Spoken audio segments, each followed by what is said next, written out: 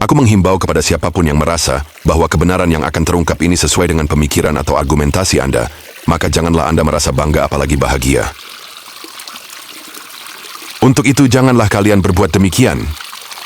Jika Anda menggali lebih dalam tentang kisah Maryam, maka Anda akan menyadari bahwa ia lebih memilih kematian daripada harus hidup menanggung ketetapan yang telah Allah tetapkan atas dirinya.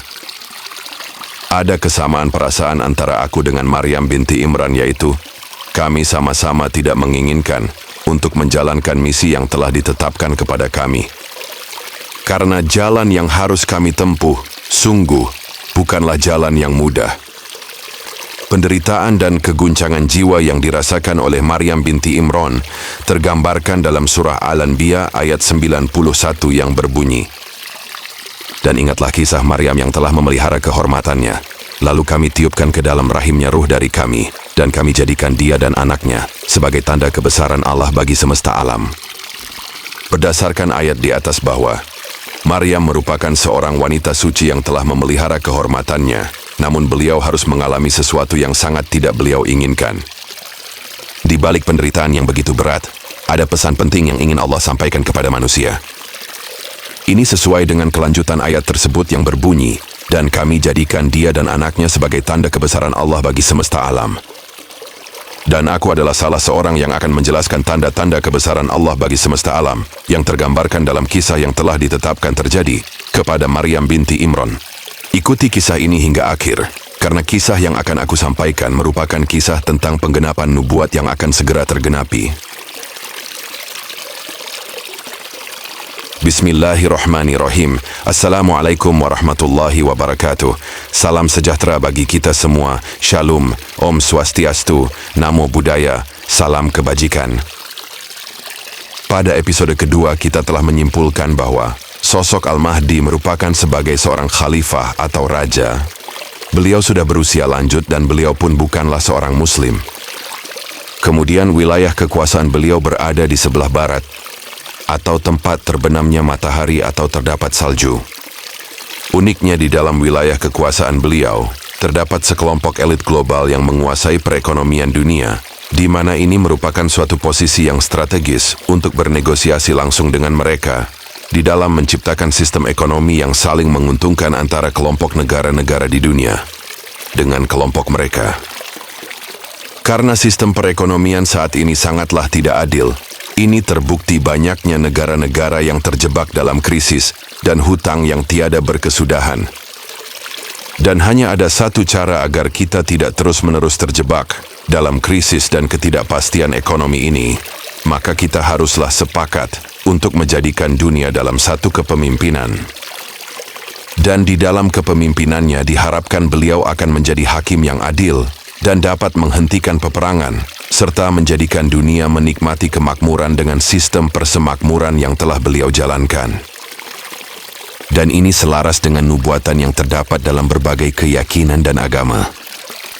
Setelah melalui proses pencarian yang cukup panjang, serta menghadirkan argumentasi khususnya dari Al-Quran dan hadis-hadis Rasulullah SAW, ternyata sosok juru selamat tersebut merujuk pada seseorang yang telah hadir di tengah-tengah kita saat ini. Jika memang benar demikian, bagaimanakah cara menjelaskan hadis yang diriwayatkan oleh An-Nawas bin Sam'an yang menyatakan bahwa Isa Al-Masih akan turun di Menara Putih sebelah timur kota Damaskus? Di mana menurut kaum muslimin, sosok yang akan menjadi pemimpin yang adil dan memakmurkan dunia adalah Isa Al-Masih, sebagaimana yang diriwayatkan dalam hadis Abu Hurairah yang berbunyi, "Demi Allah yang jiwaku berada di genggamannya, Ibnu Maryam akan turun di tengah-tengah kalian sebagai pemimpin yang adil. Dia akan mematahkan salib, membunuh babi, dan menghapus jizyah. Harta akan berlimpah ruah, sehingga tidak seorang pun mau menerima pemberian, karena tidak ada yang miskin, sampai-sampai satu kali sujud, lebih baik dari dunia dan seisinya." Hadis tersebut di atas dengan jelas mengatakan bahwa sosok yang akan menjadi pemimpin yang adil dan akan memakmurkan dunia adalah Ibnu Maryam atau Isa Al-Masih. Sementara, aku mengatakan bahwa sosok Al-Mahdi atau Ibnu Maryam adalah seorang khalifah atau raja yang telah hadir di tengah-tengah kita saat ini, serta telah memiliki pengaruh yang besar dan nyata terhadap kelompok elit global. Karena kelompok inilah yang akan beliau hadapi untuk mewujudkan dunia yang penuh dengan kemakmuran dan kesejahteraan serta keadilan. Apakah ini berarti aku menolak hadis Rasulullah Shallallahu Alaihi Wasallam? Jika ia memang demikian, maka itu berarti aku menuduh Rasulullah Shallallahu Alaihi Wasallam berdusta. Na'udzubillah. Bahkan lebih jauh lagi, hal ini dapat merusak kemurnian terhadap Al-Quran, sebagaimana yang telah diisyaratkan dalam surat Al-Hajr ayat 9 yang berbunyi, "Sesungguhnya, kami telah menurunkan Al-Quran, dan kamilah yang akan menjaganya." Kemudian pembelaan terhadap Rasulullah Shallallahu Alaihi Wasallam bahwa beliau tidaklah berdusta, dan itu terdapat dalam surat An-Najm ayat 4 yang berbunyi, ucapannya itu, yakni Rasulullah, tidak lain hanyalah wahyu yang diwahyukan kepadanya. Jika ucapan Rasulullah Shallallahu Alaihi Wasallam adalah wahyu, maka bagaimanakah cara menjelaskan ketidaksesuaian antara hadis tentang Isa Al-Masih yang akan turun di Damaskus dengan kenyataan bahwa sosok juru selamat dunia ternyata seorang raja yang telah lama hadir di tengah-tengah kita? Bagaimanakah cara menjelaskan argumentasi ini kepada kaum muslimin agar mereka dapat menerima kebenaran tanpa merusak keyakinan fundamental mereka? Karena aku telah berani mengungkapkan gagasan bahwa Isa Al-Masih tidak akan pernah turun di Menara Putih, kota Damaskus, maka aku berkewajiban untuk dapat menjelaskannya secara rasional, agar ajaran Islam tidak dipertanyakan kebenarannya, dan tidak pula menjadi bahan cemoohan bagi mereka yang berbeda keyakinan. Sekarang mari kita telah hadis yang diriwayatkan oleh An-Nawas bin Sam'an, yang menceritakan tentang turunnya Isa Al-Masih di Menara Putih sebelah timur kota Damaskus. Hadis tersebut berbunyi, dalam situasi seperti itu, Allah mengutus Isa bin Maryam. Dia turun di Menara Putih sebelah timur kota Damaskus, mengenakan pakaian yang dicelup zafaran, sambil berpegang pada sayap 2 orang malaikat, lalu dia membunuh Dajjal, hingga menemukannya di Bab Lud, dan di sana dia membunuhnya. Sekarang mari kita uraikan bagian dari kalimat-kalimat penting yang terdapat dalam hadis yang diriwayatkan oleh An-Nawas bin Sam'an tersebut. Pertama, kalimat yang berbunyi, dalam situasi seperti itu Allah mengutus Isa bin Maryam. Dia turun di Menara Putih sebelah timur kota Damaskus. Kalimat di atas merupakan sebuah isyarat.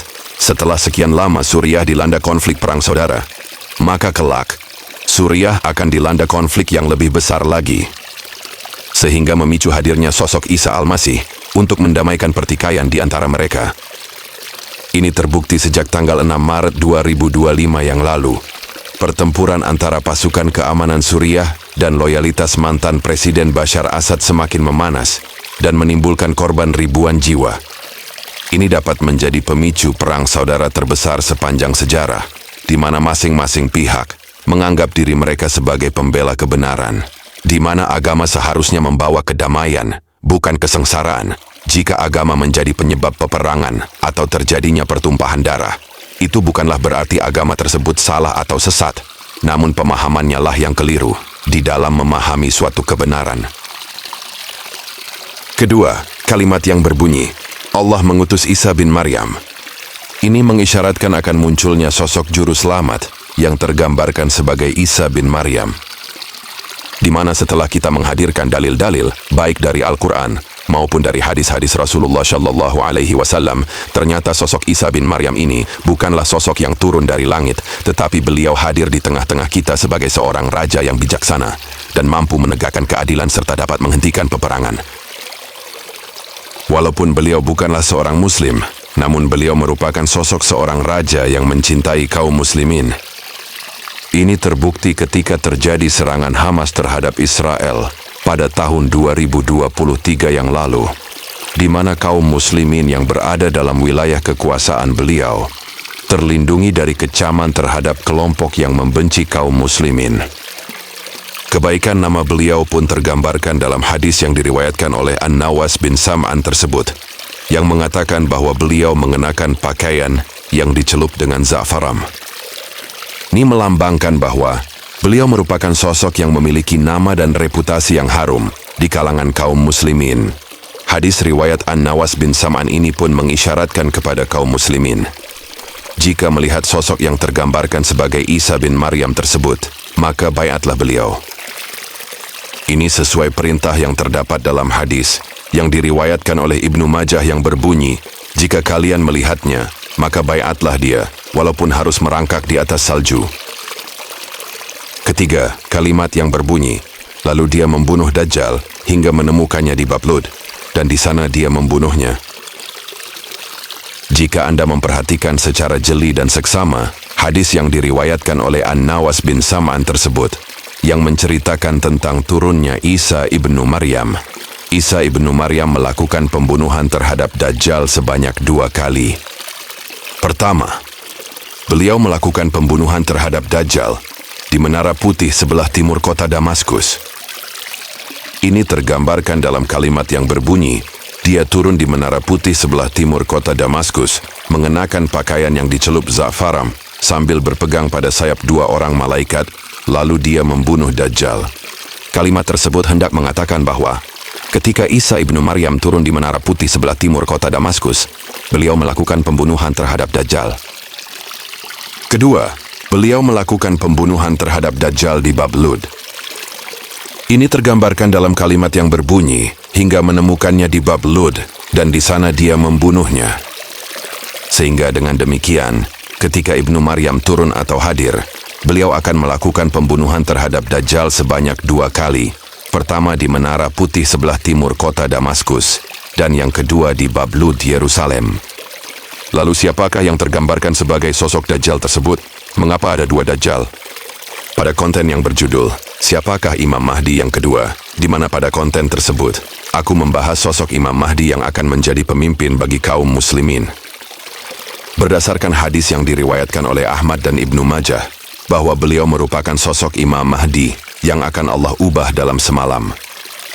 Dan berdasarkan hadis Syahih Muslim digambarkan, bahwa beliau akan mengumpulkan pasukannya untuk berperang melawan Dajjal. Dan hikmah yang terdapat pada hadis tersebut kita telah ungkapkan, bahwa maksud daripada melawan Dajjal adalah melawan keburukan atau kemungkaran. Sehingga hadis tersebut selaras dengan hadis yang diriwayatkan oleh An-Nawas bin Sam'an yang mengatakan bahwa Isa Al-Masih akan turun di Menara Putih sebelah timur kota Damaskus dan beliau akan membunuh Dajjal. Sehingga Dajjal yang akan dibunuh oleh Ibnu Maryam tersebut bukanlah sosok manusia, melainkan suatu keburukan yang akan terjadi, yang akan beliau bunuh atau hentikan. Sehingga makna Isa ibnu Maryam akan membunuh Dajjal di Menara Putih sebelah timur kota Damaskus dan membunuh Dajjal di Bab Lud, Yerusalem. Maknanya adalah beliau akan menghentikan peperangan yang tengah terjadi di sana.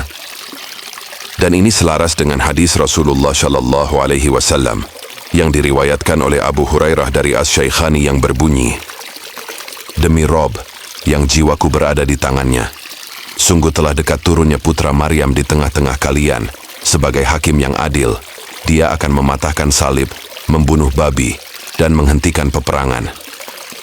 Hadis tersebut dengan jelas mengatakan bahwa kehadiran beliau di tengah-tengah kita sebagai hakim yang adil dan dapat menghentikan peperangan. Di tengah kekacauan dunia saat ini, konflik yang tiada kunjung akhir, serta krisis ekonomi global yang semakin meluas ke berbagai negara, sehingga kehadiran sosok juru selamat dunia benar-benar sangatlah dibutuhkan. Di dalam hadis yang diriwayatkan oleh An-Nawas bin Sam'an pun, terdapat kalimat yang berbunyi, sambil berpegang pada sayap 2 malaikat. Aku berpendapat, 2 malaikat yang disebutkan dalam hadis tersebut adalah 2 orang manusia pilihan Tuhan yang akan menemani sosok Ibnu Maryam untuk menjalankan misi perdamaian di Damaskus dan di Yerusalem. Mengapa aku berpendapat bahwa 2 orang malaikat yang terdapat dalam hadis An-Nawas bin Sam'an tersebut adalah 2 orang manusia? Aku merujuk pada surat Maryam ayat 17 yang berbunyi, lalu dia memasang tabir dari mereka, lalu kami mengutus ruh kami malaikat kepadanya, maka dia menampakkan diri di hadapannya dalam bentuk manusia yang sempurna.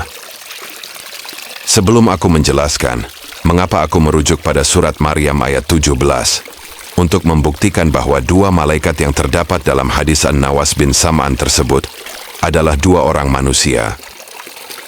Aku menghimbau kepada siapapun yang merasa bahwa kebenaran yang akan aku ungkap ini sesuai dengan pemikiran atau argumentasi Anda, maka janganlah Anda merasa bangga apalagi bahagia. Untuk itu, janganlah Anda berbuat demikian. Jika Anda menggali lebih dalam kisah tentang Maryam, maka Anda akan menyadari bahwa ia lebih memilih kematian daripada harus hidup menanggung ketetapan yang telah Allah tetapkan atas dirinya. Ada kesamaan perasaan antara Maryam binti Imran dengan aku, yaitu kami sama-sama tidak menginginkan ketetapan yang telah ditetapkan kepada kami. Karena jalan yang kami tempuh, sungguh, bukanlah jalan yang mudah. Penderitaan dan guncangan jiwa yang dirasakan oleh Maryam binti Imran tergambarkan dalam surat Al-Anbiya ayat 91 yang berbunyi, "Dan Maryam yang telah memelihara kehormatannya, lalu kami tiupkan ke dalam farjah ruh kami, dan kami jadikan dia dan anaknya tanda kebesaran Allah yang besar bagi semesta alam." Dapatkah Anda merasakan penderitaan yang dirasakan oleh Maryam binti Imran dalam ayat tersebut? Ucapan beliau yang menggambarkan betapa beratnya beban penderitaan yang dialaminya terukir dengan kuat dalam surat Maryam ayat 23 yang berbunyi, "Wahai, betapa baiknya aku mati sebelum ini, dan aku menjadi seseorang yang tidak diperhatikan dan dilupakan." Aku akan jelaskan kepada Anda mengapa Maryam binti Imran berkata demikian dan diabadikan dalam Al-Quran. Salah satu beban berat yang menghimpit dadaku dan menekan pundakku adalah aku harus menceritakan kejadian sebenarnya yang telah ditetapkan kepada Maryam binti Imran. Aku dapat merasakan betapa marah, kecewa, dan sakitnya perasaan kaum Katolik dan Nasrani atas fakta-fakta yang akan aku ungkapkan. Namun aku terpaksa untuk menceritakan kisah ini karena kisah Maryam binti Imran merupakan jalan pembuka untuk menerobos lebatnya hutan pola pikir manusia di dalam menuju kesadaran universal. Salah satu contoh betapa pentingnya kisah Maryam binti Imran ini adalah akan membuktikan kebenaran argumentasi bahwa dua orang malaikat yang diceritakan akan menemani Isa bin Maryam ketika beliau turun atau hadir di Menara Putih pada hadis yang diriwayatkan oleh An-Nawas bin Sam'an adalah dua orang manusia yang telah ditetapkan untuk mendampingi beliau di dalam menjalankan misi perdamaian di Damaskus dan di Yerusalem. Setelah menghadirkan dalil-dalil yang menguatkan argumentasi bahwa sosok Isa bin Maryam adalah seorang raja yang telah memiliki pengaruh besar dan nyata, serta beliau akan didampingi oleh dua orang manusia yang telah ditetapkan sebagai pendamping beliau untuk menjalankan misi perdamaian tersebut. Maka berita terberat yang harus aku sampaikan kepada Anda adalah, aku harus dapat menjelaskan secara rasional agar selaras dengan logika, apakah yang dimaksud dengan kehadiran Isa Al-Masih akan dapat mematahkan salib yang banyak diceritakan dalam hadis-hadis Rasulullah Sallallahu Alaihi Wasallam. Salah satunya hadis yang diriwayatkan oleh Abu Hurairah yang berbunyi, "Demi Allah, yang jiwaku berada di genggamannya, Ibnu Maryam akan turun di tengah-tengah kalian sebagai pemimpin yang adil. Dia akan mematahkan salib." Tahukah Anda apa arti dari mematahkan salib? Untuk dapat menggambarkan sejelas-jelasnya, serta tidak terdapat celah untuk menggugat keterangan makna dari mematahkan salib, terdapat dalam Alkitab 2 Tesalonika 2 ayat 3 yang berbunyi, "Janganlah seorang pun menyesatkan kamu dengan cara yang bagaimanapun juga, sebab sebelum hari itu harus datang dahulu murtad, dan harus dinyatakan dahulu manusia durhaka yang harus binasa." Itulah makna dari mematahkan salib, yaitu harus datang murtad dan harus dinyatakan manusia durhaka. Hal inilah yang membuat dadaku sesak dan pundakku terasa berat menahan beban yang harus aku sampaikan kepada manusia. Seandainya aku dapat memilih, aku tidak ingin menjadi manusia yang ditetapkan untuk menyampaikan kabar berita ini. Kesungguhanku untuk tidak ditetapkan sebagai pembawa berita dari langit telah aku buktikan dengan membuat tantangan debat terbuka di dalam menafsirkan surat Al-Baqarah ayat 30 yang terdapat pada konten episode pertama, Al-Mahdi, di mana pada episode tersebut telah aku tetapkan kisi-kisi yang akan diperdebatkan dan harus disepakati bahwa siapapun yang kalah dalam perdebatan tersebut, maka harus merelakan kepalanya dipisahkan dari tubuhnya, sebagai bukti ia memang orang yang sesat dan menyesatkan. Itulah hujahku. Mengapa aku lebih memilih kematian daripada harus menyampaikan kabar berita dari langit tersebut? Persis seperti apa yang dirasakan oleh Maryam binti Imran, dan keinginannya tersebut diabadikan dalam surat Maryam ayat 23 yang berbunyi, "Wahai, betapa baiknya aku mati sebelum ini, dan aku menjadi seseorang yang tidak diperhatikan dan dilupakan. Itulah yang paling aku harapkan. Adakah di antara Anda yang memiliki keberanian untuk menerima tantangan berdebat denganku?" Baiklah, kita sekarang kembali ke topik utama, yaitu untuk menguatkan hujjah bahwa dua orang malaikat dalam hadis An-Nawas bin Sam'an adalah dua orang manusia pilihan Tuhan yang akan menemani Isa ibnu Maryam dalam menjalankan misi perdamaian di Damaskus dan di Yerusalem. Dalil pertama yang menunjukkan bahwa dua malaikat dalam hadis An-Nawas bin Sam'an tersebut adalah manusia dapat ditemukan dalam Al-Quran, tepatnya pada surat Maryam ayat 17 yang berbunyi, "Lalu dia memasang tabir dari mereka, lalu kami mengutus roh kami kepadanya, maka ia menampakkan diri di hadapannya dalam bentuk manusia yang sempurna." Banyak manusia menafsirkan ayat ini secara harfiah, khususnya pada kalimat, "Kami mengutus roh kami," di mana makna kata roh sering dimaknai sebagai malaikat. Namun mari coba kita kaji lebih dalam lagi. Perhatikanlah bagian terakhir ayat tersebut yang berbunyi, "Maka ia menampakkan diri di hadapannya dalam bentuk manusia yang sempurna." Apakah Anda memahami dan mengerti? Seperti apakah yang dimaksud dengan bentuk manusia yang sempurna itu? Untuk dapat memahami maksud dari perkataan ini, cobalah Anda berdiri di hadapan cermin yang besar, sehingga Anda dapat melihat dengan jelas seluruh tubuh Anda, dan perhatikanlah sesuatu yang terlihat pada cermin itu. Apa yang Anda lihat? Itulah yang dimaksud dengan manusia dalam bentuk yang sempurna. Ia dapat berbicara, bergerak, dan dapat melakukan apa saja sesuai dengan keinginannya. Selanjutnya dalam surat Maryam ayat 19, malaikat itu berkata kepada Maryam, "Sesungguhnya aku hanyalah utusan Tuhanmu untuk menyampaikan anugerah kepadamu seorang anak laki-laki yang suci." Pertanyaannya, bagaimanakah cara malaikat tersebut yang telah menampakkan diri sebagai manusia yang sempurna menyampaikan anugerah seorang anak laki-laki yang suci kepada Maryam? Jawabannya terdapat dalam surat Al-Anbiya ayat 91 yang berbunyi, "Dan ingatlah kisah Maryam yang telah memelihara kehormatannya, lalu kami tiupkan ke dalam farjaha ruh dari kami, dan kami jadikan dia dan anaknya tanda kebesaran Allah bagi semesta alam." Jadi, kisah tentang kehamilan Maryam binti Imran, prosesnya dapat disimpulkan sebagai berikut. Pertama, dalam surat Maryam ayat 17, malaikat menampakkan diri kepada Maryam dalam bentuk manusia yang sempurna. Kedua, dalam surat Maryam ayat 19, malaikat berkata, ia akan menyampaikan anugerah seorang anak laki-laki yang suci kepada Maryam.